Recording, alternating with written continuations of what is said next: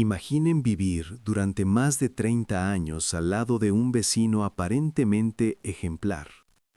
Un hombre que lidera a los Boy Scouts, que enseña en la iglesia los domingos, que cumple meticulosamente con su trabajo como funcionario municipal.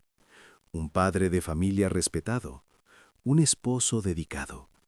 Alguien que si lo cruzaran en la calle jamás levantaría sospechas. Ahora, imaginen descubrir que ese mismo hombre es responsable de 10 asesinatos brutales que aterrorizaron a toda una ciudad durante décadas.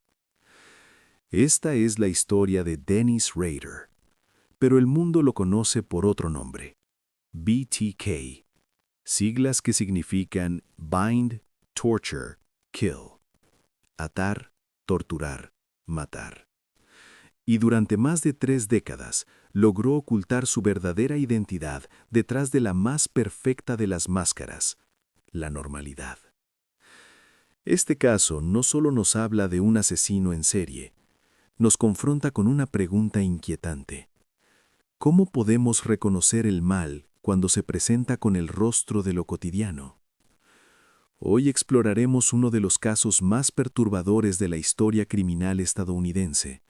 Un caso que desafió a la policía, que destrozó a familias enteras y que finalmente se resolvió gracias a la combinación de perseverancia policial, avances tecnológicos y el ego desmedido de un narcisista. Bienvenidos a Crónicas del Crimen. Soy David y hoy abrimos un nuevo expediente.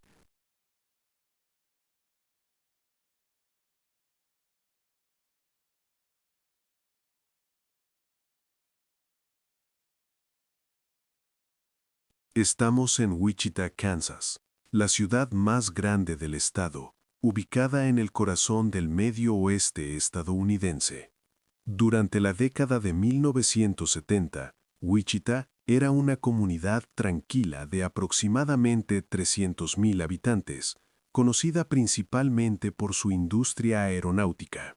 Era un lugar donde los vecinos se conocían por nombre, donde las puertas rara vez se cerraban con llave, y donde la confianza era la norma. Pero todo eso estaba por cambiar. Era el 15 de enero de 1974, una mañana fría de invierno. Los niños Otero se preparaban para ir a la escuela como cualquier otro día.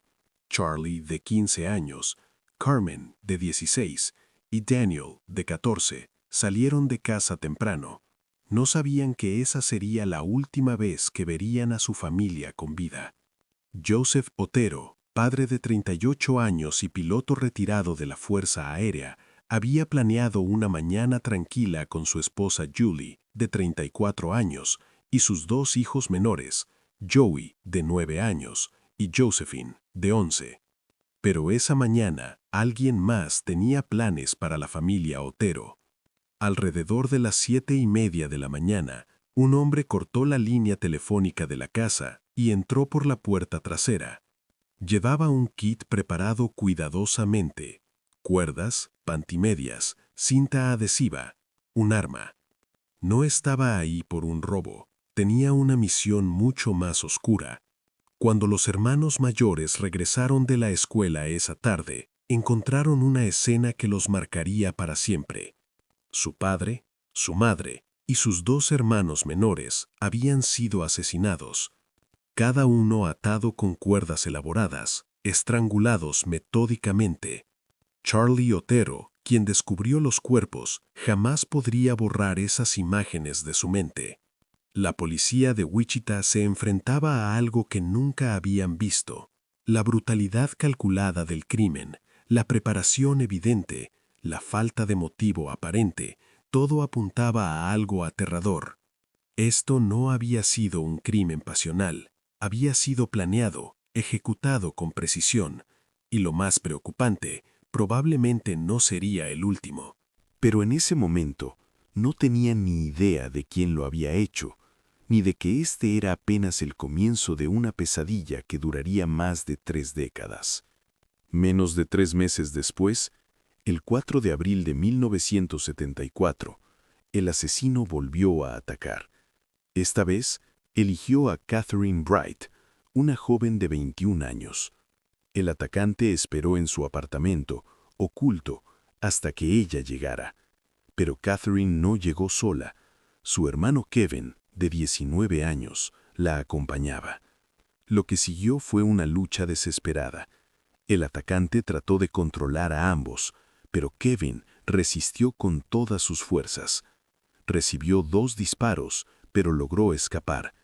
Su hermana Catherine no tuvo la misma suerte. Murió estrangulada.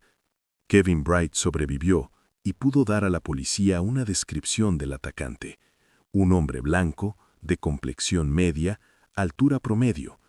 Pero era una descripción que podía ajustarse a miles de hombres en Wichita. La policía tenía ahora 5 víctimas mortales en menos de 3 meses, pero aún no conectaban los casos. No tenían idea de que estaban persiguiendo a la misma persona. Entonces, en octubre de 1974, ocurrió algo que cambiaría el curso de la investigación. Un periodista del periódico local encontró una carta oculta dentro de un libro de ingeniería en la biblioteca pública de Wichita.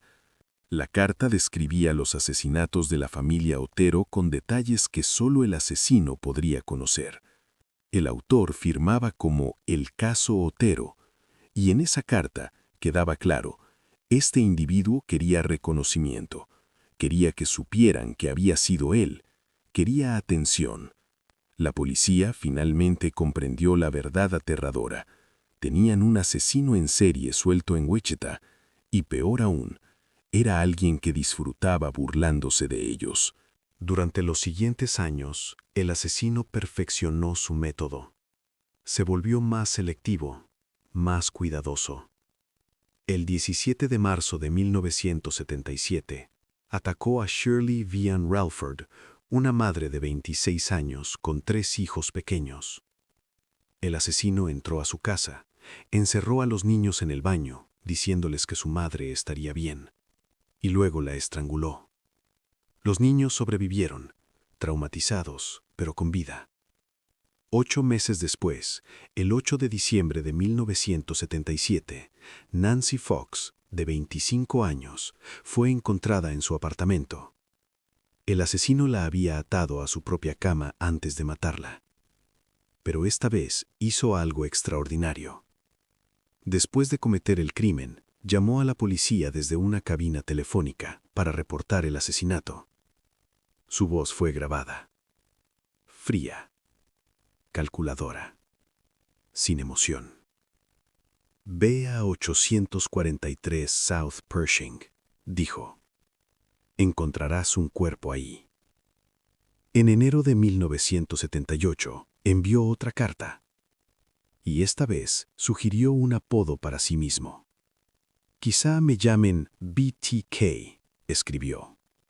Bind, torture, kill. Atar, torturar, matar. Así quería ser recordado. Y en esa misma carta dejó claro algo escalofriante. «Me cuesta controlarme. Cuando este monstruo entra en mi cerebro, no sé. Él ya ha elegido a su próxima víctima». La ciudad de Wichita entró en pánico. Las mujeres instalaban cerraduras adicionales, evitaban salir solas, miraban con desconfianza a sus propios vecinos. ¿Quién era BTK? ¿Podría ser el hombre del supermercado? ¿El cartero? ¿El vecino que siempre saludaba amablemente? El jefe de policía, Richard Lemonian, creó una fuerza de tarea especial dedicada exclusivamente a capturar a BTK. La llamaron Ghostbusters, cazadores de fantasmas, porque eso era exactamente lo que perseguían. Un fantasma. Alguien que atacaba sin patrón predecible, que no dejaba huellas útiles, que desaparecía en la normalidad después de cada crimen. Entre los jóvenes oficiales de ese equipo estaba un detective llamado Ken Landwehr, un hombre que dedicaría los siguientes 30 años de su vida a cazar a este fantasma. Y entonces, BTK desapareció. Después de 1979, las cartas cesaron. No hubo más comunicaciones. no más asesinatos conocidos. Pero BTK no había desaparecido. Estaba ahí, entre la gente de Wichita, viviendo, trabajando, criando una familia. Porque mientras la ciudad vivía con miedo, Dennis Rader vivía una vida extraordinariamente normal. Se había casado con Paula Dietz en 1971.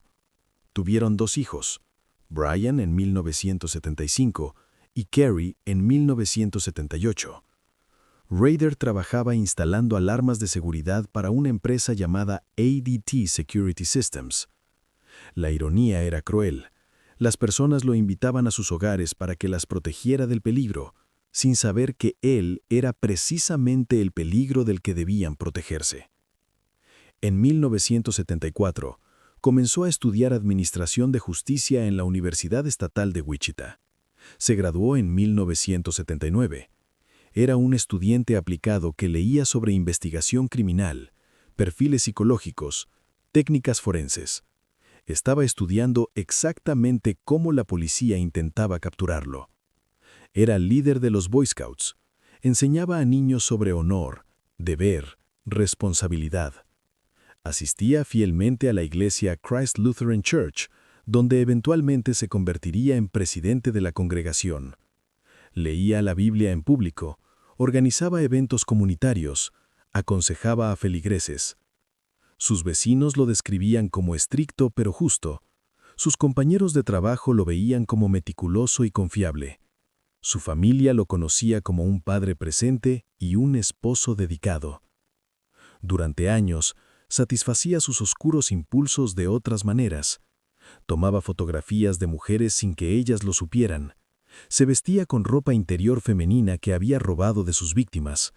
Practicaba autoataduras y asfixia autoerótica. Escribía narraciones detalladas de sus fantasías.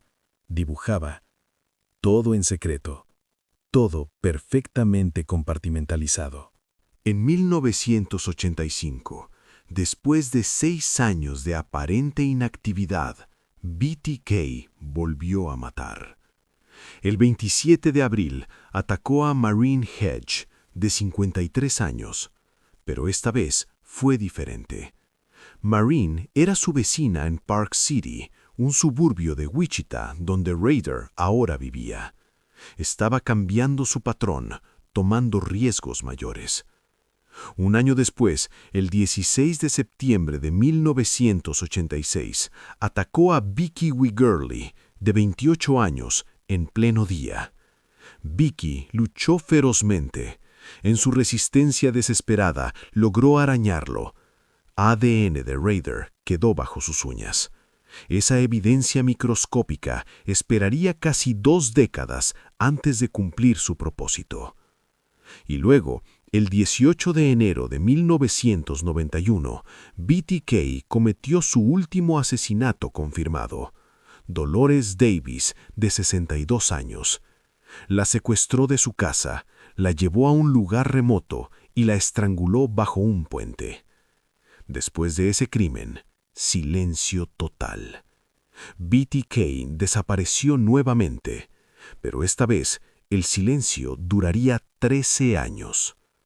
Durante la década de 1990, Dennis Rader se convirtió en todo lo que un ciudadano ejemplar debería ser. En 1991, comenzó a trabajar como funcionario de cumplimiento de código para la ciudad de Park City. Su trabajo era asegurarse de que los residentes siguieran las ordenanzas municipales: altura del pasto, perros sueltos, violaciones de zonificación. Era notoriamente estricto, casi obsesivo. Algunos vecinos lo encontraban irritante, pero nadie jamás lo consideró peligroso. Sus hijos crecieron en lo que parecía ser un hogar completamente normal. Carrie Rawson, su hija, recordaría más tarde una infancia feliz, con un padre que asistía a sus partidos de softball, que la ayudaba con la tarea, que iba a la iglesia todos los domingos. ¿Cómo era posible? ¿Cómo podía un hombre vivir 2 vidas tan radicalmente opuestas? Los psicólogos tienen una palabra para esto: compartimentalización. la capacidad de separar completamente diferentes aspectos de la personalidad, manteniéndolos en contenedores mentales herméticos que nunca se tocan. Para Rader, Dennis, el padre de familia, y BTK, el asesino, eran personas completamente diferentes, y él podía cambiar entre esas identidades con una facilidad aterradora. Pero había algo que Dennis Rader no podía compartimentalizar: su ego. En enero de 2004, 30 años después de su primer asesinato, The Wichita Eagle publicó un artículo conmemorativo sobre el caso de la familia Oteno. El artículo mencionaba que BTK había sido olvidado, que ya nadie hablaba de él, que quizá había muerto o estaba en prisión por otros crímenes. Dennis Rader, ahora de 58 años, leyó ese artículo, y algo en él se encendió. Su ego, su necesidad de reconocimiento, su orgullo narcisista, todo se inflamó. ¿Olvidado? ¿Él? ¿BTK? No, eso no podía permitirlo. En marzo de 2004, BTK resurgió. Envió un paquete a The Wichita Eagle. Dentro había fotografías de Vicky Wegerly, tomadas mientras la estrangulaba en 1986. También incluía una fotocopia de su licencia de conducir. Por primera vez en casi 2 décadas, la policía de Wichita volvió a escuchar ese nombre: BTK. Ken Landwehr, ahora teniente de homicidios, había mantenido el caso abierto durante todos esos años. Cuando otros detectives se habían rendido, cuando el caso se consideraba frío, Landwehr nunca dejó de buscar. Había preservado meticulosamente todas las evidencias, incluyendo muestras de ADN de las escenas del crimen, esperando que algún día la tecnología avanzara lo suficiente. Ese día finalmente había llegado. Durante los siguientes meses, BTK envió 11 paquetes más a periódicos, canales de televisión y a la policía. Cada paquete era una obra maestra de narcisismo. Incluían objetos personales robados de las víctimas, fotografías, crucigramas con pistas crípticas, dibujos detallados, incluso una muñeca atada simulando sus crímenes. En uno de los crucigramas, una de las palabras deletreaba D. Rader, pero con miles de personas con ese apellido en Kansas no era suficiente. BTK estaba disfrutando enormemente de la atención renovada. Se sentía poderoso, inteligente, invencible. Pero su arrogancia estaba a punto de destruirlo. En diciembre de 2004, BTK hizo una pregunta que sellará su destino. Envió una carta preguntando específicamente: ¿puede rastrearse un disquete hasta una computadora específica? Ken Landwehr y su equipo vieron la oportunidad. Con la ayuda del periódico local, publicaron un mensaje codificado en los anuncios clasificados: Rex, it will be okay. Rex estará bien. Era una mentira, una trampa perfecta, pero BTK confió en ellos. El 16 de febrero de 2005, BTK envió un disquete de 1.44 megabytes a una estación de televisión local, KSAS-TV. El disquete contenía un documento de Microsoft Word. BTK creía que lo había borrado por completo, pero Randy Stone, experto en tecnología de la policía de Wichita, sabía algo que BTK ignoraba. Los archivos borrados dejan rastros, metadatos, información oculta en el código del archivo. Stone analizó el disquete, y ahí, en los metadatos del documento Word, encontró 2 palabras: Dennis, Christ Lutheran Church. Stone hizo una búsqueda en Google: Dennis, Lutheran Church, Wichita. El primer resultado fue Dennis Rader, presidente de la congregación de Christ Lutheran Church. Pero no podían arrestarlo solo con eso, necesitaban más. La investigación que siguió fue rápida y meticulosa. Los detectives confirmaron que Dennis Rader poseía un Jeep Cherokee negro, el mismo tipo de vehículo visto cerca de algunas escenas del crimen. Trabajó para ADT Security Systems durante 14 años, dándole acceso a hogares y conocimiento sobre sistemas de seguridad. Su edad, descripción física, todo coincidía. pero necesitaban evidencia física definitiva. Necesitaban ADN. Aquí es donde la preservación meticulosa de evidencias de Ken Landwehr durante 3 décadas resultó crucial. Recordaban que bajo las uñas de Vicky Wegerle, quien había luchado desesperadamente en 1986, había encontrado ADN del asesino. Pero ¿cómo obtener una muestra de ADN de Rader sin alertarlo? La solución vino de un lugar inesperado. Su hija Carrie había tenido un examen médico años atrás cuando era estudiante universitaria. La muestra de ese examen, un Papanicolau de rutina, estaba archivada en la Universidad Estatal de Kansas. Los detectives obtuvieron una orden judicial, recuperaron la muestra, compararon el ADN mitocondrial. Era una coincidencia perfecta. Dennis Rader era BTK. El 25 de febrero de 2005, a la 1:15 de la tarde, cerca de su casa en Park City, 2 unidades SWAT, una unidad de artificieros y agentes del FBI rodearon el Jeep Cherokee de Dennis Rader. Él conducía tranquilamente, sin saber que 30 años de secretos estaban a punto de terminar. Los oficiales lo sacaron del vehículo y lo esposaron. Rader parecía genuinamente sorprendido. «Oh, hombre, ¿está bien?», dijo calmadamente como si apenas le hubieran dado una multa de tránsito. Su esposa Paula presenció el arresto desde su casa, completamente atónita. En 33 años de matrimonio, jamás había sospechado nada. Cuando los investigadores registraron su casa, encontraron una colección macabra. Equipo informático con evidencias digitales, objetos robados de las víctimas como trofeos, joyas, ropa interior, identificaciones, dibujos detallados de sus crímenes y de posibles futuras víctimas, fotografías y diarios meticulosamente escritos describiendo cada asesinato.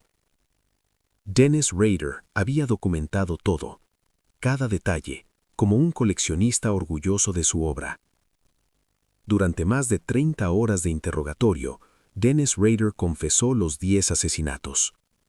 Pero su confesión no fue la de un hombre arrepentido, fue la de un narcisista orgulloso de su trabajo.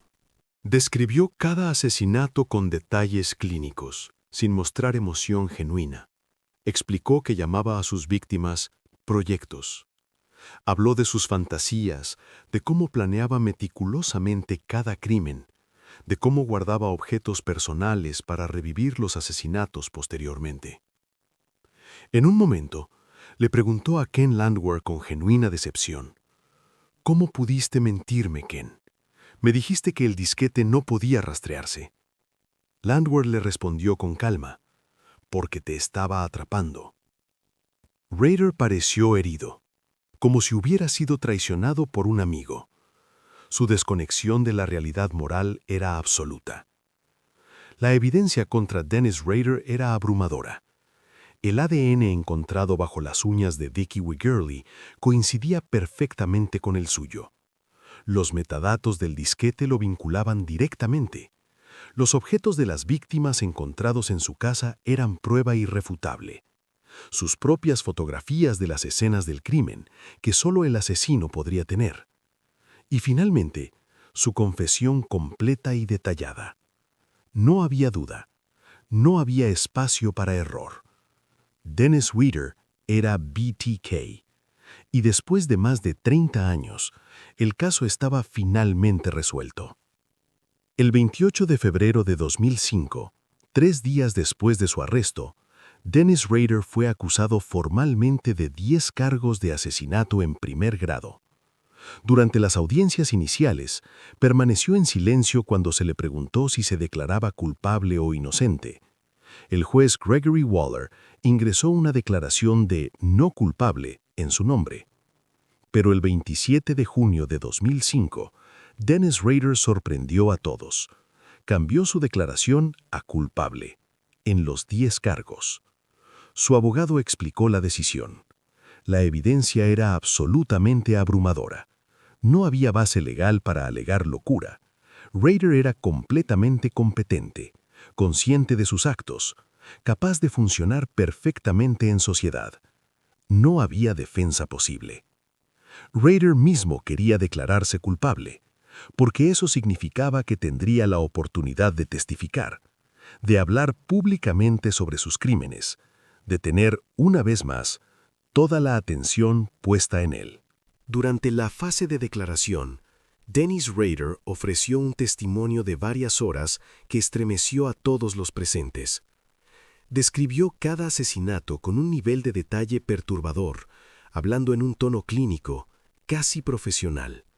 Se refirió a las víctimas por nombres de código: Proyecto Little Megs para la familia Otero, Proyecto Cookie para Maureen Hedge, Proyecto Piano para Vicky Wegerly. No mostraba remordimiento genuino. En lugar de eso, parecía orgulloso de su trabajo. Explicaba las decisiones técnicas que tomó, las complicaciones que enfrentó, cómo resolvió problemas durante los crímenes. Para las familias de las víctimas presentes en la sala, escucharlo fue insoportable. Este hombre estaba hablando de sus seres queridos como si fueran experimentos, proyectos, objetos. Pero su testimonio cumplió su propósito legal. Confirmó inequívocamente su culpabilidad en los 10 cargos.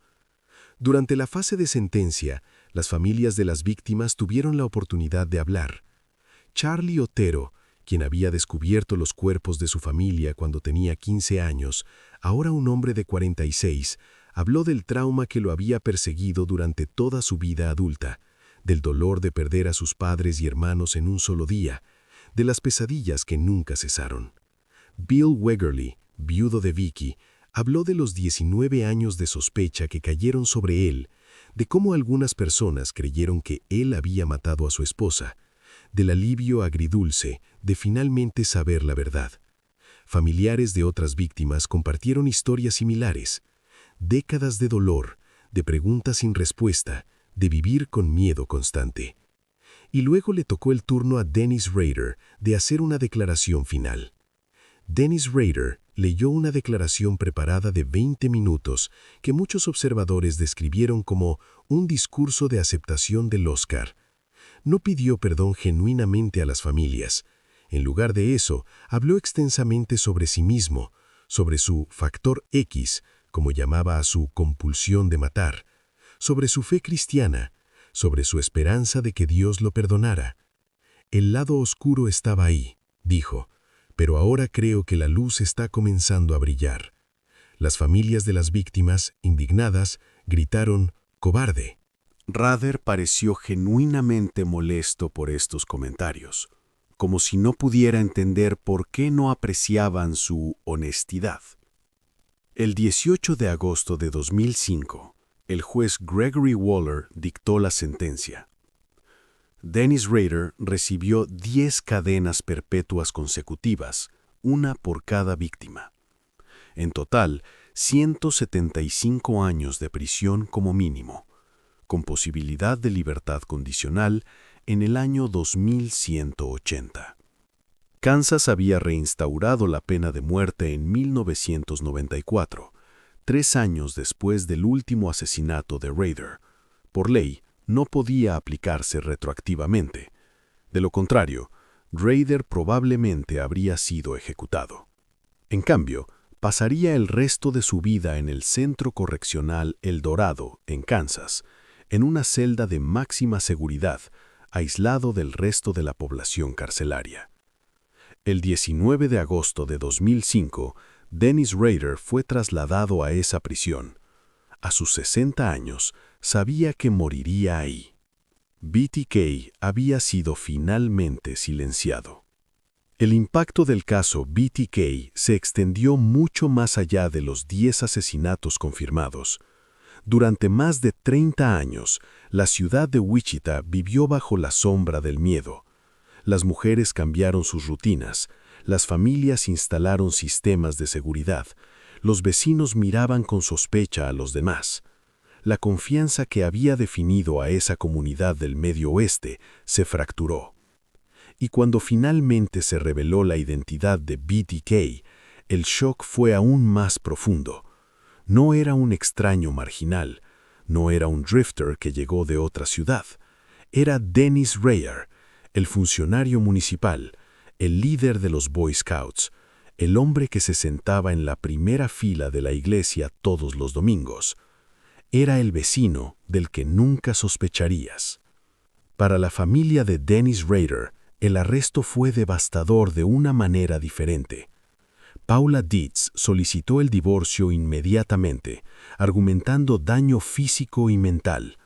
El juez aprobó la solicitud sin esperar el periodo legal de 60 días, reconociendo el riesgo para su salud mental.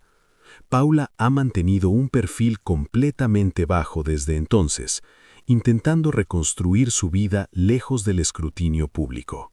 Los hijos de Rader, Brian y Carrie, tuvieron que enfrentar una realidad inimaginable.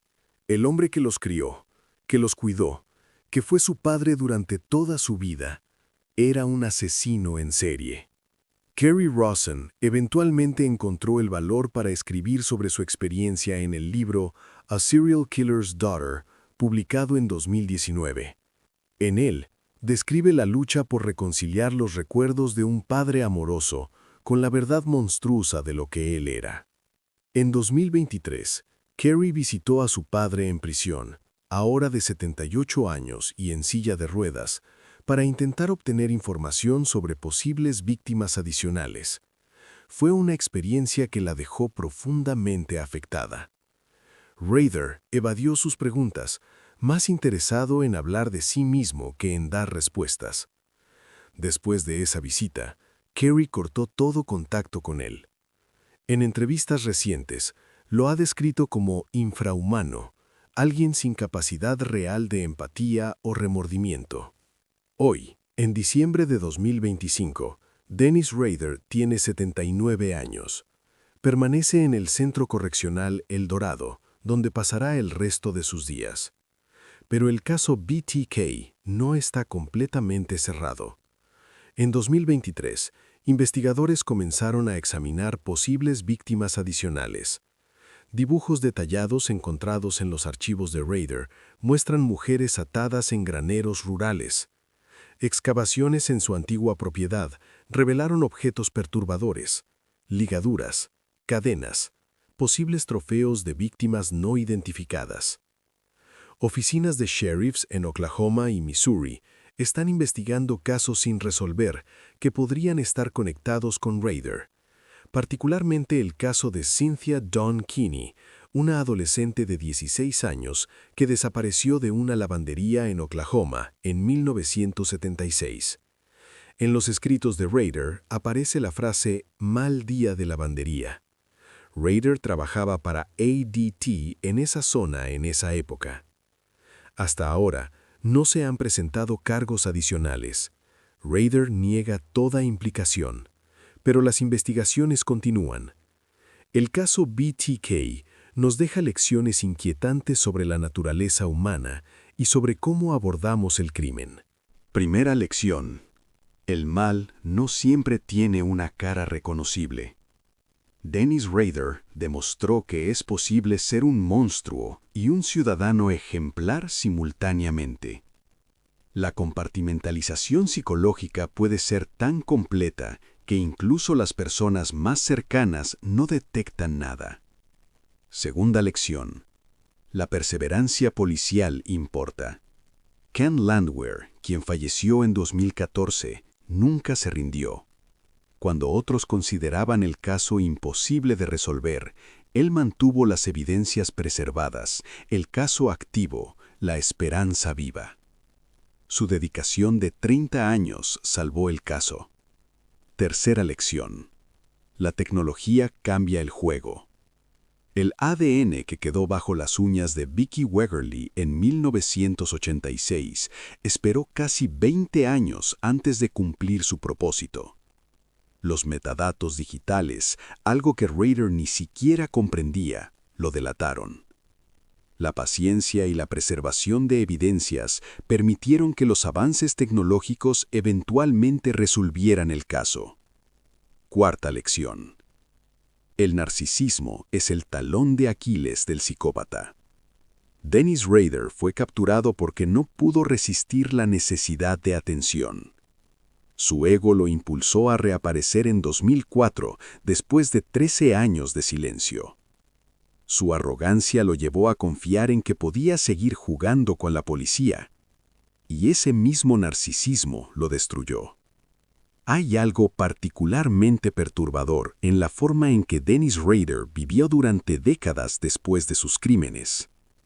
Asistió a funerales de algunas de sus víctimas. Leyó sobre sus crímenes en los periódicos mientras desayunaba con su familia.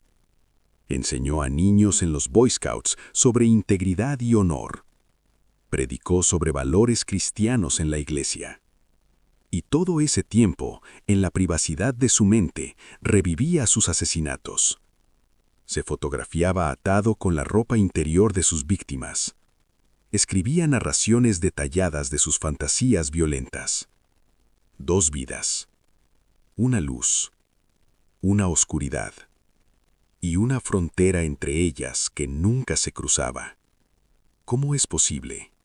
Los psicólogos que han estudiado a Rader señalan que los psicópatas narcisistas poseen una capacidad única de desconexión emocional.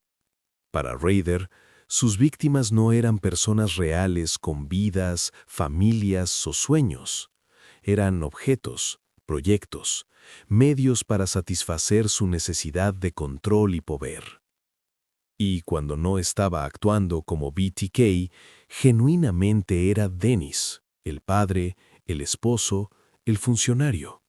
No estaba fingiendo esas emociones, simplemente existían en un compartimento completamente separado de su psique. Esta capacidad lo hace aún más aterrador, porque significa que no podemos confiar en nuestra intuición para detectar a personas como él. No hay señales visibles, no hay comportamiento obviamente sospechoso. El depredador camina entre nosotros con el rostro de lo común. En medio de toda esta narrativa sobre Dennis Rader y su captura, es fundamental que recordemos a quienes realmente importan, las víctimas. Joseph Otero, de 38 años, quien servía a su país en la Fuerza Aérea y construía una vida para su familia. Julie Otero, de 34 años, madre dedicada. Joseph Otero II, de apenas 9 años, un niño que nunca tuvo la oportunidad de crecer. Josephine Otero, de 11 años, cuya vida apenas comenzaba. Catherine Bright, de 21 años, joven y llena de futuro.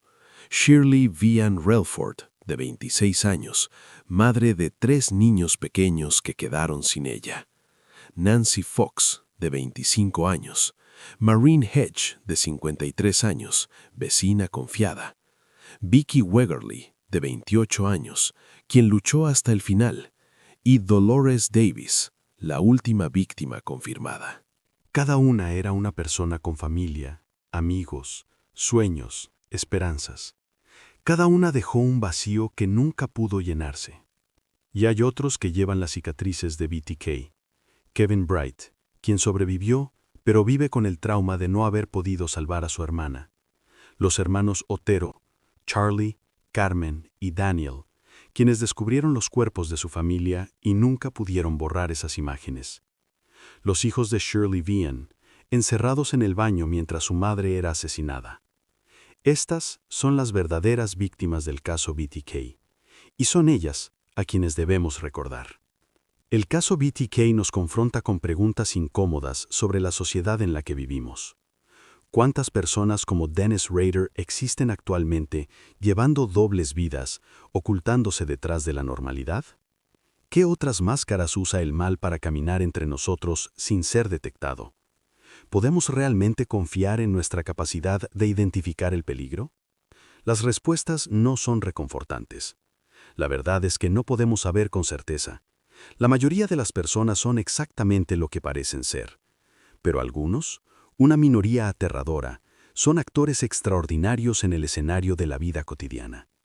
Lo que podemos hacer es aprender, permanecer vigilantes sin volvernos paranoicos, confiar, pero también verificar, escuchar cuando algo se siente mal, reportar cuando vemos señales genuinas de peligro, Y quizá lo más importante, podemos honrar a las víctimas recordándolas no como estadísticas en un caso de crimen, sino como personas que merecían vivir sus vidas completas. El caso BTK nos recuerda que la justicia, aunque a veces tarda décadas, puede eventualmente prevalecer. La combinación de perseverancia humana, avances tecnológicos y, irónicamente, la arrogancia del propio criminal llevó a la resolución de uno de los casos más difíciles de la historia criminal estadounidense. Dennis Rader pasará el resto de sus días en una celda de prisión. Su nombre quedará marcado para siempre en la historia como un ejemplo del mal que puede ocultarse detrás de la fachada más ordinaria. Pero las víctimas de BTK merecen ser recordadas por más que su trágica muerte. Merecen ser recordadas por cómo vivieron, por quienes amaron, por los sueños que tenían. Y nosotros tenemos la responsabilidad de contar sus historias con respeto, dignidad y verdad. Este fue el caso de BTK, un recordatorio sombrío de que el monstruo más aterrador no siempre es el que acecha en las sombras, sino el que se sienta junto a ti en la iglesia, el que te saluda en la calle, el que parece ser simplemente uno más del vecindario. Gracias por escuchar esta historia real. Soy David, y hasta que abramos un nuevo expediente, cuídense mucho.